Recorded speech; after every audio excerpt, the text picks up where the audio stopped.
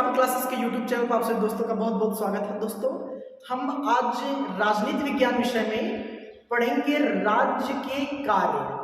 इसके पहले हमने लेसन 6 में पढ़ा था राज्य की उत्पत्ति के सिद्धांत, और लेसन 5 में हमने पढ़ा था राज्य की परिभाषा और उसके तत्व, यानी कि राज्य का निर्माण कैसे हुआ ये हमने जान लिया, राज्य कहते किसे हैं ये भी हमने जान लिया। तो अब हम समझेंगे कि भाई जब राज्य इन चीजों को कहते हैं और राज्य इनसे बना है, इन चीजों से राज्य का निर्माण हुआ है, तो राज्य का काम क्या है, राज्य करता क्या है। तो इस लेसन में हम यही पढ़ने वाले हैं इस लेसन में। और मित्रों, बिना देर करते हुए मैं अपनी चर्चा शुरू करने जा रहा हूं, और एक छोटी सी मेरी अपील है कि आप हमारे चैनल पर नए तो हमारे चैनल को सब्सक्राइब जरूर करिए। तो देखिए मित्रों, बहुत आसान सा चैप्टर है, कह रहा है कि राज्य के कार्य।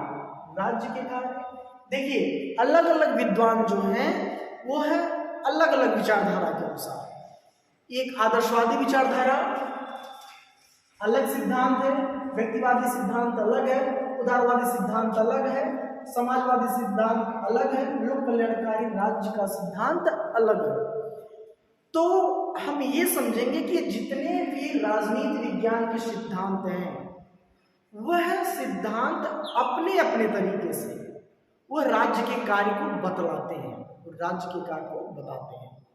कहते हैं कि भाई राज्य जो है, राज्य को ऐसा करना चाहिए, समाज को ऐसा करना चाहिए, सरकार को ऐसा करना चाहिए। तो ये यही बताते हैं कि राज्य के कार्य क्या होने चाहिए। ये सब अलग अलग सिद्धांत है, ये अलग अलग विचारधाराएं हैं जो हमने यहाँ पर आपके सामने लिख रखा है। लेकिन मुख्य रूप से आज हम चर्चा करेंगे कि आदर्शवादी सिद्धांत जो है राज्य के बारे में भला क्या कहता है, उसका क्या विचार है आदर्शवादी सिद्धांत का। तो देखिए, आदर्शवादी सिद्धांत को एक विचारक है जिनका नाम है बोसांके। बोसांके कहते हैं कि आदर्शवादी सिद्धांत क्या है, एक दार्शनिक सिद्धांत। बोसांके के अनुसार पूछा जाता है कि आदर्शवादी सिद्धांत को किस विचारक ने दार्शनिक सिद्धांत का नाम दिया है, तो बोसांके ने दिया है। वही आदर्शवादी सिद्धांत को ही एक विचारक है जिनका नाम है हाबहाउस।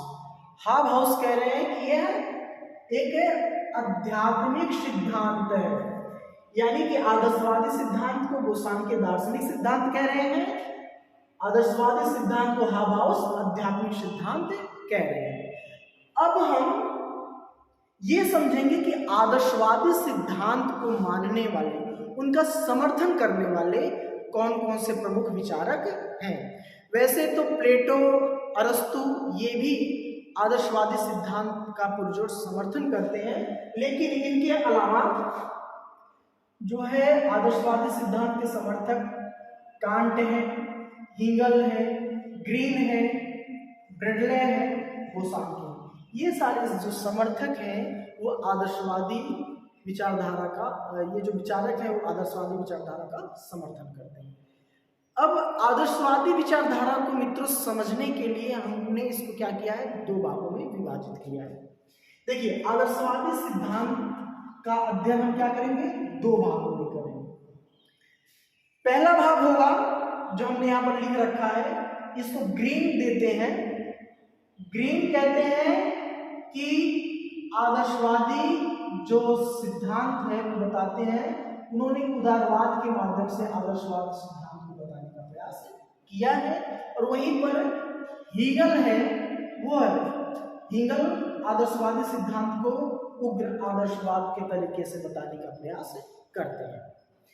तो मित्रों, हम समझ पा रहे हैं ग्रीन जो है आदर्शवाद को उदारवाद की श्रेणी में रख करके बताने की कोशिश करते हैं, और जो हीगल है वो उदारवाद को उग्र आदर्शवाद की तरह बताने की कोशिश करते हैं। तो इन दोनों में अंतर क्या है, उदारवाद आदर्शवाद और उग्र आदर्शवाद, तो हम समझेंगे इसको।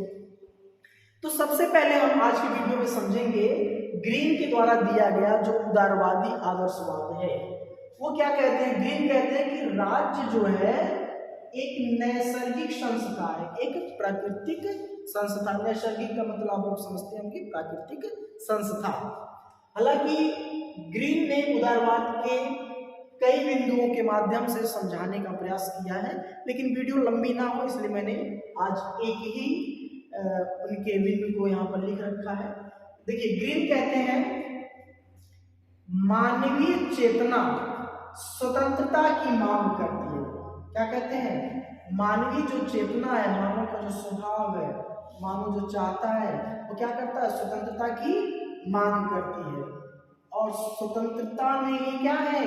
अधिकार निहित है। स्वतंत्रता में अधिकार निहित है। और अधिकार किसकी मांग करते हैं मित्रों? अधिकार राज्य की मांग करते हैं। ये कौन कह रहा है? ग्रीन कह रहे हैं। देखिए, महत्वपूर्ण कथन है, अक्सर परीक्षा में यह कथन पूछा जाता है। तो मित्रों, आगे के इस बचे हुए भाग को हम जो हमने छोड़ रखा है उदारवादी आदर्शवाद के बारे में, इसको हम आगे की वीडियो में पढ़ेंगे। तब तक के लिए जय हिंद, नमस्कार।